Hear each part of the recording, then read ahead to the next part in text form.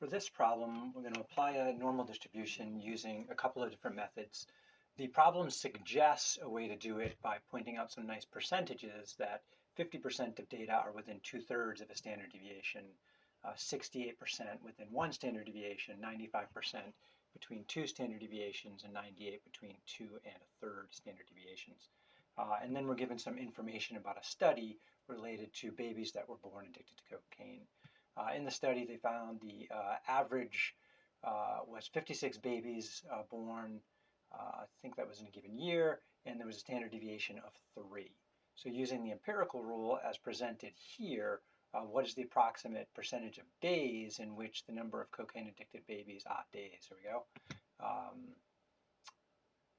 between 54 and 62. So first thing with the normal distribution, we want to plot the mean. And the mean was given to be 56. So let's just draw a line through the middle, the best sketch of a bell-shaped curve you can draw, and then label that as 56. And then one standard deviation to the right, that's an easy one to do. That would be the 68%. Is 3 for standard deviation. So if we go 1, 2, 3 to the right here, that's one standard deviation. That's going to put us at 59. And if we went one standard deviation to the left, so 1, 2, 3, that would put us over here at 53. And so according to the rule here, we're given that in between, we had a histogram, and this curve is kind of a smoothed out histogram, we would find that 68% of the babies were between 53 and 59. So that's that 68% right there. Now we were given slightly different numbers. We were given 54, so let's make a mark where 54 lives here. 54 would be right here. Now that's not a full standard deviation. It's 2 out of 3 steps to the right, and a full standard deviation is 3. So that mark right there, 54, is 2/3 of a standard deviation.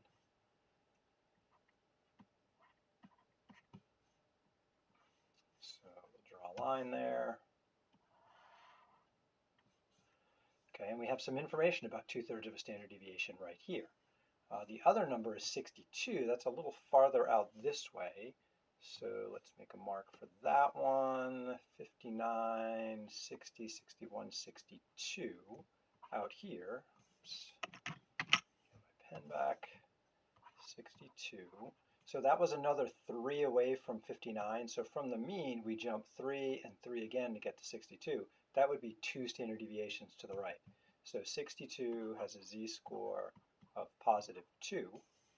And the 54 we looked at would have a z-score of -2/3.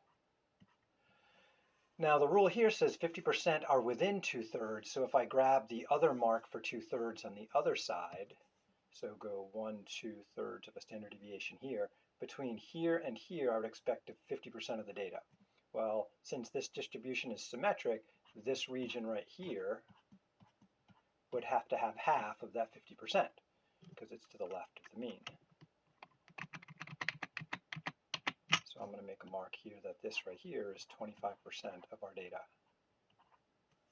And let's highlight it. So,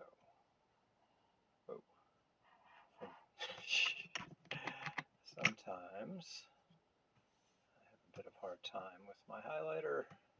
Or is it just my stylus? Oh, that's an eraser. Eek. Highlighter, pen size.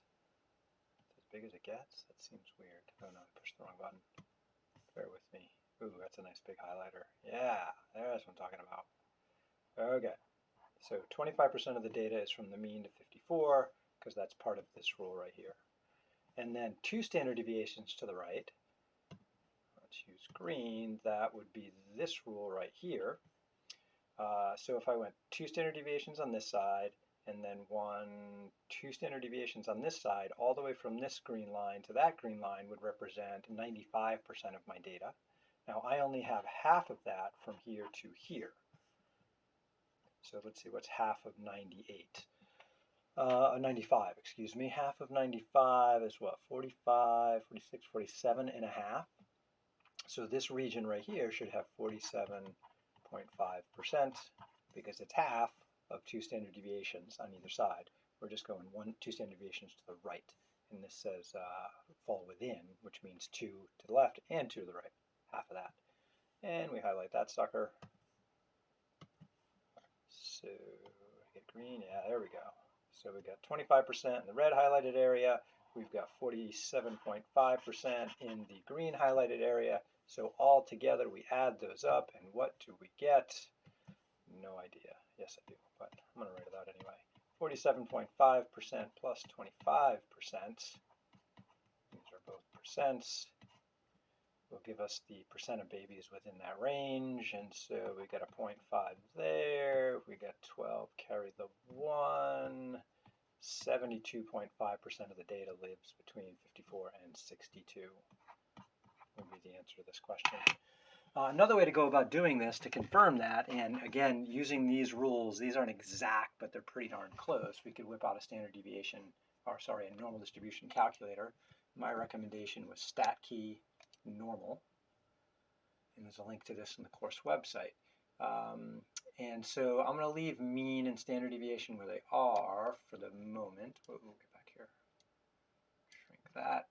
So standard deviation 1, mean 0, that means we have a standard deviation for z-scores.